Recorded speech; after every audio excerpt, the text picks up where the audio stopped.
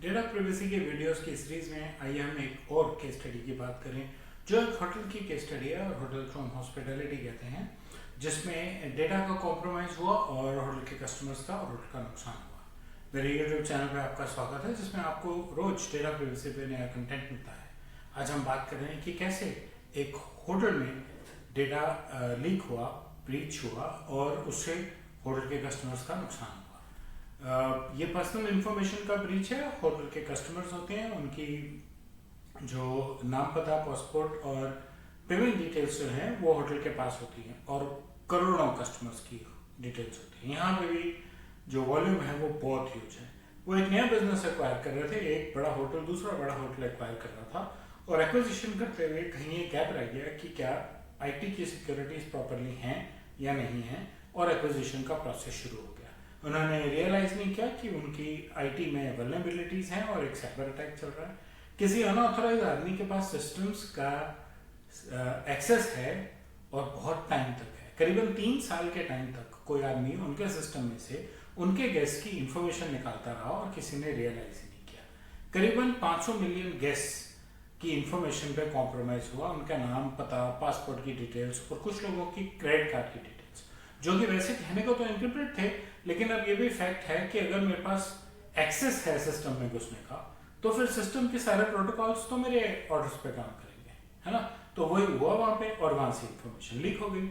DPO की क्या जिम्मेदारी थी? डीपीओ को एक बड़ी सीधी सी बात है कि डीपीओ का काम सिर्फ कंप्लायंस के कागज भरना और रेगुलेटर के पास जाके जवाब देना और रेगुलेटर की चिट्ठियां बनाना ही नहीं है। डीपीओ का काम उससे आगे का है। डीपीओ का काम क्या है? डीपीओ को आईटी की टीम के साथ भी काम करना चाहिए। हम बहुत बात कर चुके हैं। आईटी और सिक्योरिटी सबसे बड़ी चीज है। प्राइवेसी का प्रोजेक्ट भी उन्होंने ही चलाना है और पर्सनल इंफॉर्मेशन भी उन्हीं के पास पड़ी है।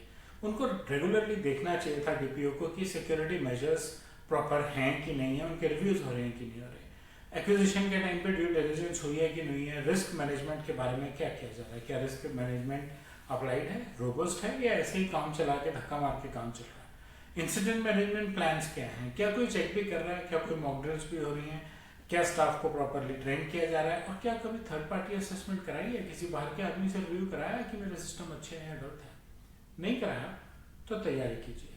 ब्रीच रिपोर्टिंग, उनको 72 घंटे के अंदर जीडीपीआर के हिसाब से बताना जरूरी था कि ब्रीच हुआ है। इस केस में 3 साल तो आप कहेंगे 72 घंटे, बट 72 घंटे from the time you know, जब आपको पता लग जाए कि ब्रीच हो रहा है। उसके 72 घंटे में वो बता पाए थे, उनका ब्रीच हैंडलिंग सिस्टम ठीक था, कस्टमर्स को भी बता दिया उन्होंने। लेकिन इस सब में कंपनी का नुकसान कितना हुआ? 18.4 मिलियन पाउंड्स का फाइन लगा, क्योंकि वो सेंसिटिव पर्सनल इंफॉर्मेशन हैंडल कर रहे थे। कस्टमर्स के का कॉन्फिडेंस कम हुआ, सो आपकी रेपुटेशन पे इम्पैक्ट आया, बिजनेस को इम्पैक्ट आया, थोड़े टाइम के लिए ऑक्यूपेंसी भी कम हुई और डीपीओ की भी पब्लिक रेपुटेशन पे इम्पैक्ट आया कि यार इतनी बेसिक चीजें चेक नहीं की तो जो डीपीओ करेगी। मेरा मानना है कुछ इम्पैक्ट तो सीसो पे भी आना चाहिए, सिक्योरिटी ऑफिसर पे, आईटी के सिक्योरिटी ऑफिसर पे। फ्यूचर लेसन लर्न्स, डीपीओ के लिए आईटी के साथ सिक्योरिटी के साथ काम करना बहुत जरूरी है। जो बड़ी कंपनियां हैं जिनके पास सेंसिटिव पर्सनल डेटा है, उनको डीपीओ के काम में एक्चुअली कहीं ना कहीं आईटी वालों की, सीसो की, सीआईओ की रिपोर्टिंग की डॉटेड लाइन डीपीओ को भी जरूर होनी चाहिए, अगर वो इंडिपेंडेंट डीपीओ हायर कर रहे हैं तो। एक्सेस कंट्रोल्स क्या हैं, एंक्रिप्शन कैसे रखी जा रही है, रेगुलरली सिक्योरिटी ऑडिट्स हो रहे हैं या नहीं हो रहे, बहुत इंपॉर्टेंट है security audits. Third party audits कैसे किए जा रहे हैं, ये कुछ बहुत इंपॉर्टेंट चीजें हैं। अगर आपने time to time vulnerability scans नहीं किए, नहीं देखा कि क्या कोई बाहर से अनऑथराइज्ड तरीके से लॉग कर रहा है, आपने एक्टिव डायरेक्टरी की लिस्ट नहीं चेक की कि कितने लोगों के पास एक्सेस है, वो लोग कौन है और कहाँ से एक्सेस कर रहे हैं, ये बड़ी बेसिक सी चीजें हैं जो मैं समझता हूँ कि हर आईटी की कंपनी करती होगी। तो यहाँ कैसे मिस हो गया तो ब्रीच हो गया और ब्रीच की बहुत बड़ी कीमत उस कंपनी को चुकानी पड़ी। इसलिए एक्विजिशन करते हुए भी और इवन अदरवाइज भी आईटी वालों के साथ मिल के हंसी खुशी काम कीजिए और प्रोएक्टिव सिक्योरिटी कल्चर अपने ऑर्गेनाइजेशन में बनाइए। ये दूसरी ऐसी केस स्टडी है। इससे पहले हमने एयरलाइंस की बात की थी जिनकी वेबसाइट पे सिक्योरिटी इश्यूज थे।